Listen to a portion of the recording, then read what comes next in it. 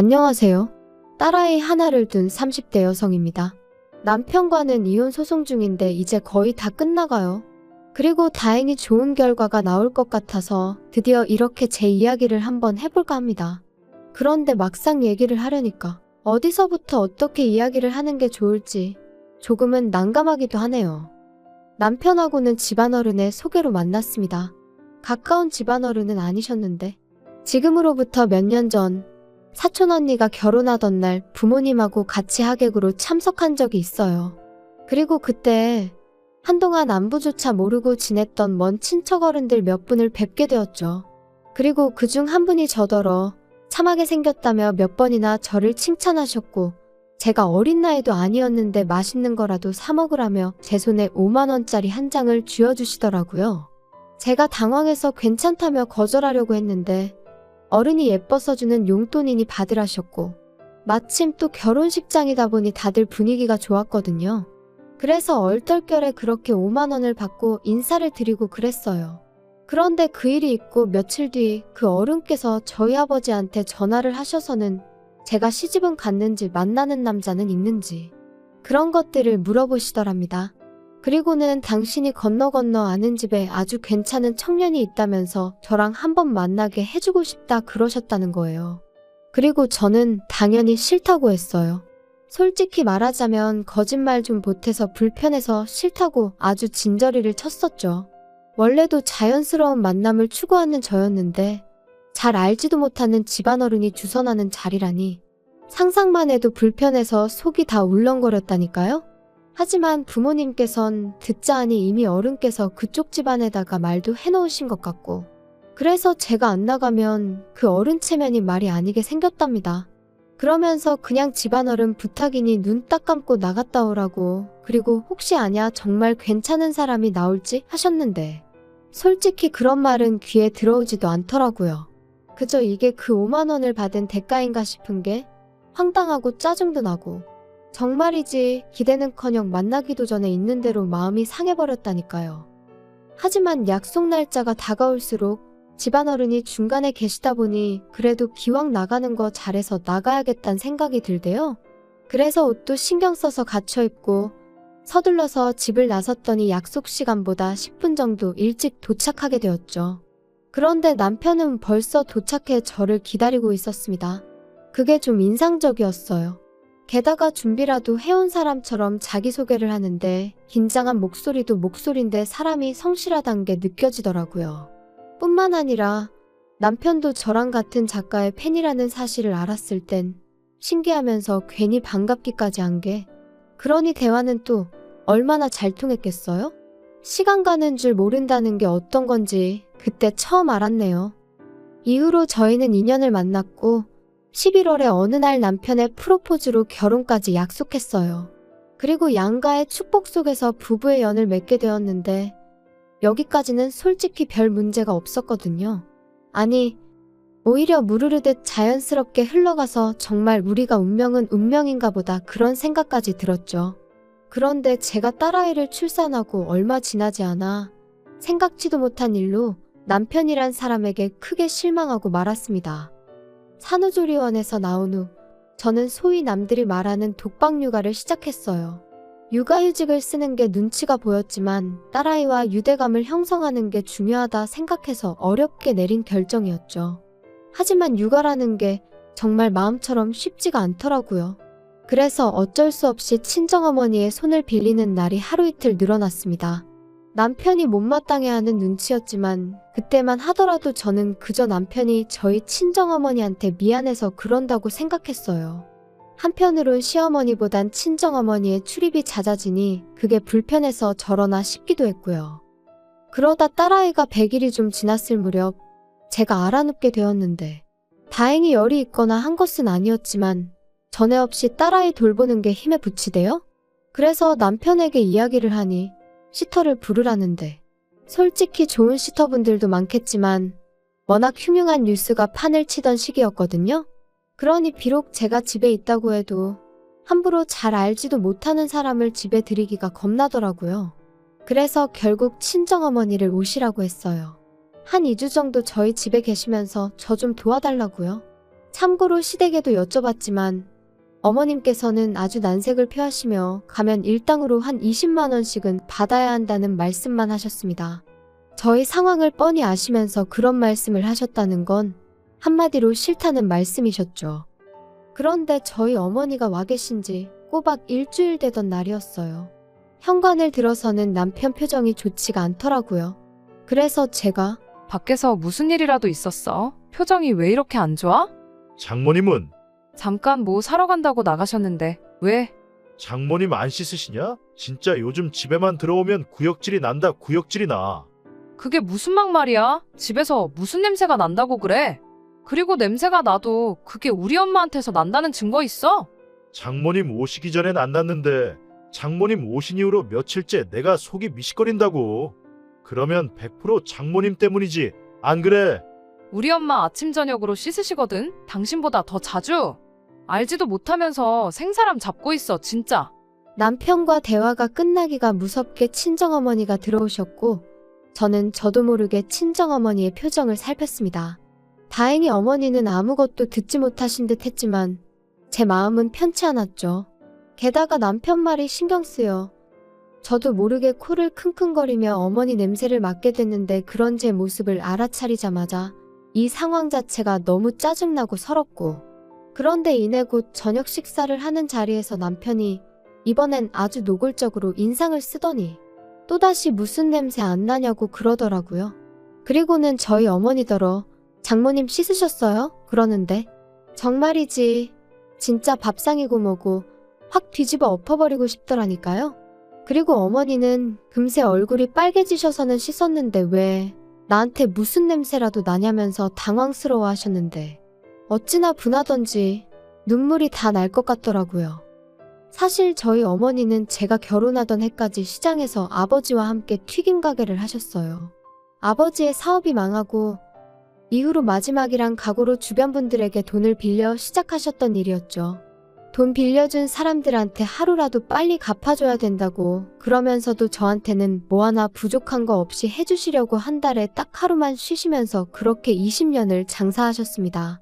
그리고 덕분에 지금은 떵떵거리며 살 정도는 아니어도 어디 가서 아쉬운 소리는 안 하고 사세요.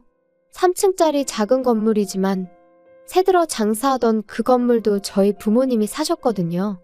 하지만 저희 어머니는 그 튀김 가게가 우리를 살렸다 하시면서도 기름 냄새라면 아주 진저리를 치십니다. 그래서 지금도 남들 다 좋아하는 치킨도 안 드세요. 그리고 남편도 이런 사연을 다 알고 있어요. 처음부터 숨길 생각도 없었지만 구구절절 얘기하려고 한 것도 아니었는데 남편이 어찌나 시부모님 고생하신 이야기를 우려먹고 또 우려먹던지 게다가 솔직히 제가 듣기엔 크게 고생하셨다는 느낌도 없었거든요. 하지만 자식 입장에선 자기 부모가 제일 애틋한 거 아니겠어요? 그래서 그런 남편에게 무안을 주는 대신 저도 저희 부모님 이야기를 했던 것뿐이었어요. 그리고 그때 분명히 이야기했거든요. 그런 이유로 우리 부모님은 두 분 다 냄새난다는 말에는 아주 예민하시다고요. 참고로 단지 튀김 냄새를 질리게 맡아서 그런 건 아니고 한참 장사에 매달리시던 무렵에는 정말 두 분 머리카락 한 올 한 올까지 소위 기름쩐내라고 하죠. 그 쩐내에 쩔어 있었어요. 그리고 두 분도 그 사실을 잘 알고 계셨기 때문에 정말 아침 저녁으로 몸이 벌게지도록 샤워를 하시더라고요.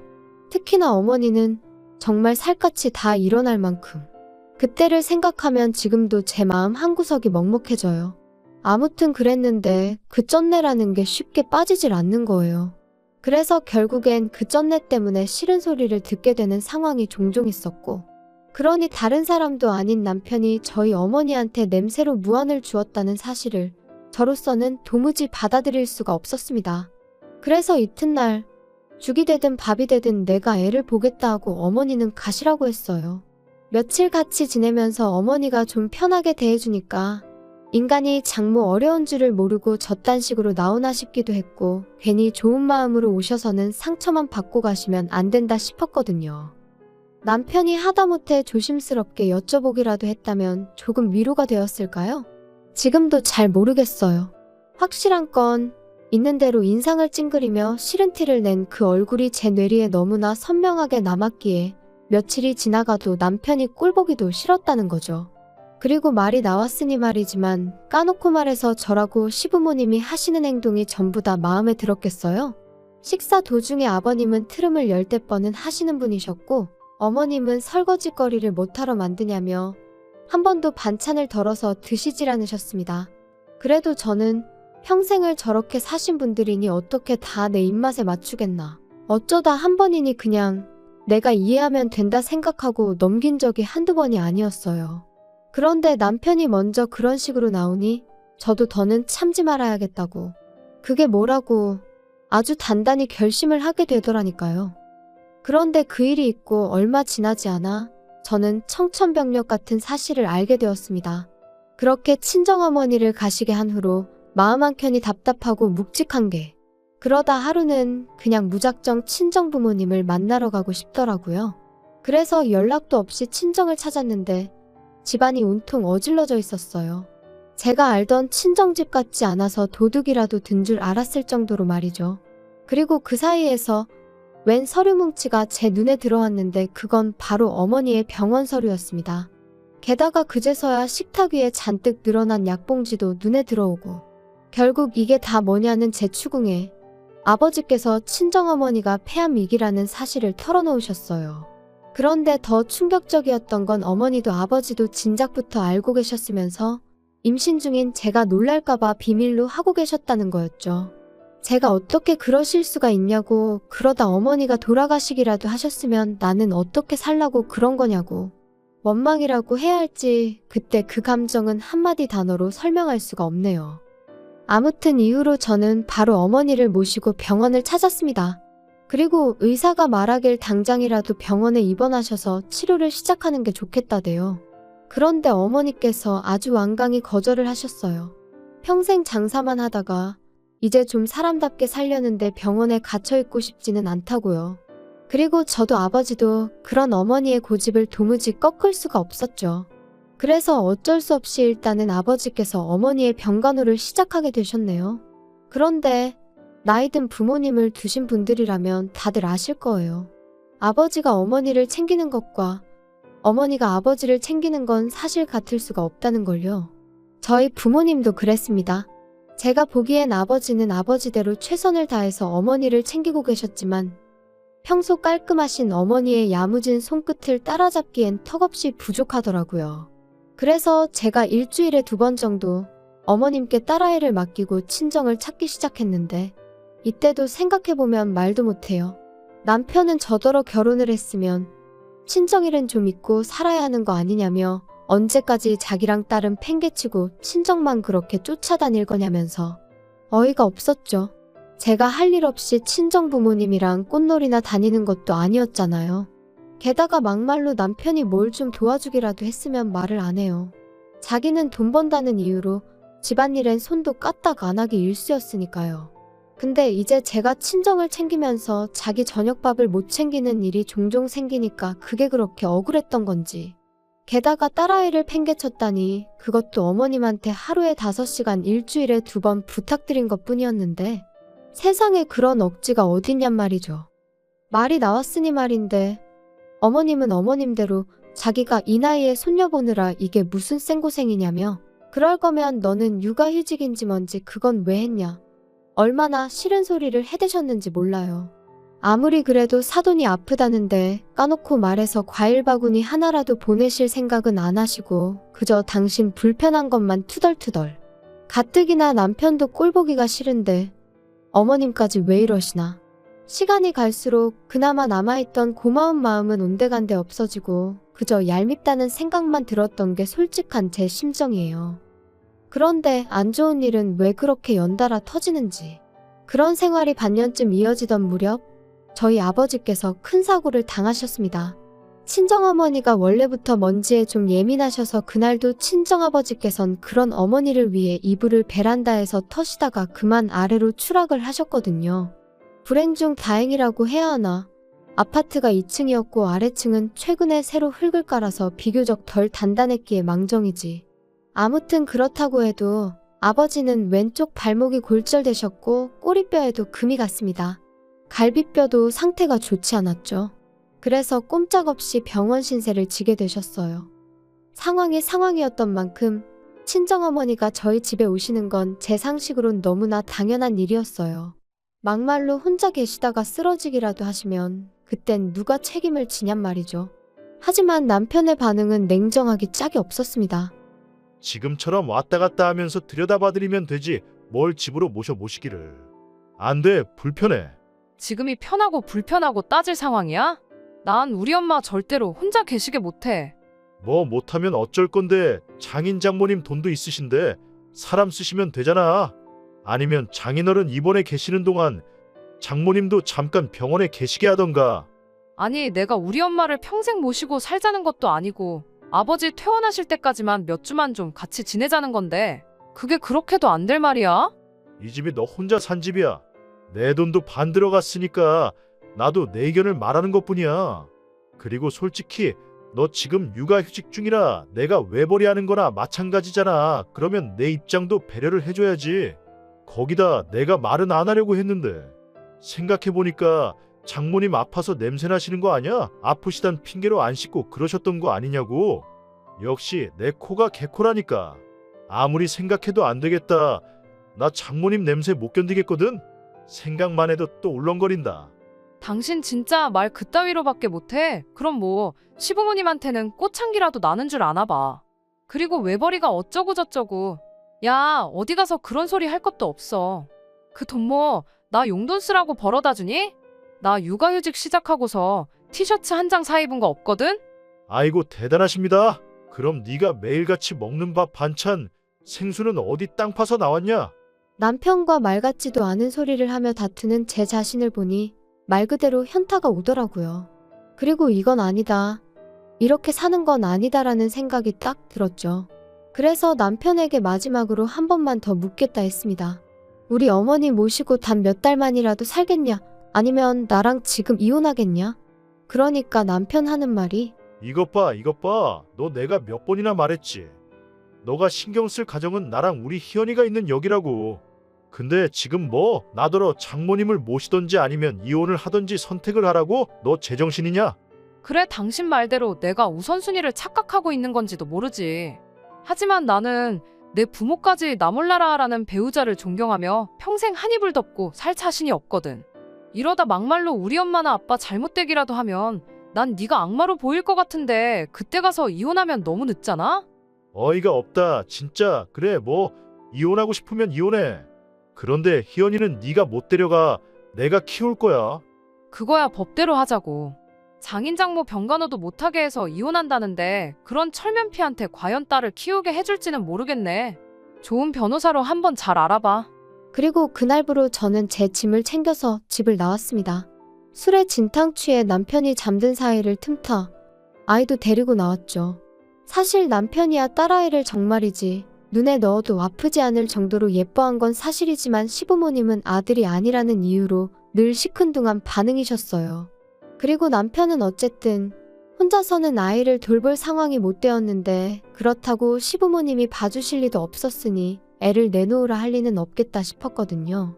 그리고 이혼을 하겠다고 딱 마음을 먹고 나니 그때부턴 제가 아이한테 하는 행동 하나 말 한마디가 전부 다 양육권 결정에 영향을 끼칠 것 같다는, 제가 법을 알고 그런 건 아니었지만 아무튼 나름대로 만반의 대비를 해야겠다 그런 생각도 들었고요.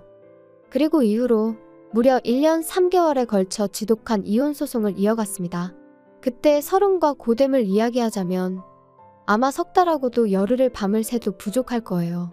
하지만 결론부터 이야기하자면 친정아버지는 약간의 후유증이 남긴 했지만 혼자 일상생활이 가능할 만큼 건강을 회복하셨어요. 그리고 더 놀라운 건 바로 저희 친정어머니의 상황이었습니다. 정말이지 지푸라기라도 잡는 심정으로 여기저기 자문을 구해서 어머니 건강에 좋다는 음식만 정성을 다해 드시게 했고, 귀찮아하시는 어머니를 모시고 산으로 들러 좋은 공기를 쐬기 위해 열심히 돌아다녔습니다. 여담이지만 딸아이는 사촌 언니의 도움을 정말 많이 받았어요. 언니도 저랑 비슷한 시기에 아이를 낳았기에 언니가 쌍둥이 키운다 생각하겠다며 힘을 보태주었죠. 피는 물보다 진하다더니 영원한 사랑을 약속한 남편보다도 결국은 피부치인 언니가 100배 1000배는 의지가 되더라니까요. 아, 그리고 언니가 저한테 왜 이렇게 잘해준 거냐 혹시 궁금해 하실까봐. 일단 언니가 워낙 좋은 사람인 것도 있지만 언니가 시집 갈 때 이모네 사정이 안 좋았거든요. 그러니까 저희 아버지가 언니 결혼 비용을 대주셨어요. 우리도 힘들 때 이모네 도움을 많이 받지 않았냐 하시면서요. 그래서 제 짐작이지만 언니가 선뜻 도와주겠다고 손을 내밀어 준 게 아니었을까. 고마울 뿐이죠. 아무튼 말하다 보니까 또 생각나네요. 정작 저 시집 갈 땐 남편이 남자 자존심이 어떻고 해가며 하도 우겨대서 결혼 비용을 기어이 반반 부담을 했어요. 그리고 그땐 그게 나름대로 남자답고 좋아 보이기까지 했거든요. 물론 살아보니까 쓸데없는 똥자존심으로 똘똘 뭉친 인간이었을 뿐이었지만 아무튼 그래도 이렇게 이혼하고 나니까 그때 반반하길 다행이지. 아까워서 혼날 뻔했네. 그런 생각이 다 들대요. 아무튼 그렇게 저랑 남편은 이혼을 했고 당연히 양육권은 저에게 왔어요. 그리고 사실 위자료는 별로 기대도 없었는데 크진 않았지만 800만 원을 받게 되었습니다. 그리고 양육비도 일단 매달 60만 원에 5년마다 한 번씩 다시 정하는 걸로 얘기가 되었죠. 그런데 제가 이런 거 저런 거 다 합쳐서 지금 사는 집을 그냥 그대로 나한테 넘기라 했어요. 꿈에도 보기 싫은 인간, 애 핑계로 또 봐야 되는 것도 싫고 이래저래 두 번 다시 얽히기 싫었거든요. 그리고 남편도 기껏 한다는 소리가 양육비니 뭐니 그런 거 있으면 어떤 여자가 자기랑 재혼을 하겠냐며? 좋다대요? 딸이라면 사족을 못 쓰는 인간이다. 그거 하나는 참 그래도 좋은 아빠다 싶었는데 양육비 얘기하면서 재혼 타령하는 거 보니까 그럼 그렇지 결국 이것밖에 안 되는 인간이었어. 그 생각만 들더라고요. 한편 저희 이혼 소식은 저희를 만나게 해주셨던 그 집안어른 귀에도 들어갔던 모양이에요. 그리고 뭐 솔직히 사과를 받아야겠다거나 그런 생각은 없었지만 아니나 다를까 감감무소식? 말 한마디 들려온 게 없습니다. 참고로 저희 결혼할 땐 그래도 저희 두 사람 사이에 다리 놔주셨다고 100만 원 받아가셨는데 말이죠. 솔직히 좀 착잡했는데 이렇게 또 인생을 배운 셈 치려고요. 친정어머니의 암이 완치가 된 것은 아니니 솔직히 지금도 완전히 평화를 찾았다 그렇게 말은 못하겠어요. 하지만 적어도 하나 도움 안 되는 돌멩이 같은 남편을 제 인생에서 걷어내고 나니 속은 후련합니다. 당분간은 친정부모님의 건강과 제 아이의 행복만을 인생의 과제로 삼고 그렇게 살아볼까 해요. 어쩌면 이것이야말로 영원한 사랑은 아닐까요? 들어주셔서 감사합니다.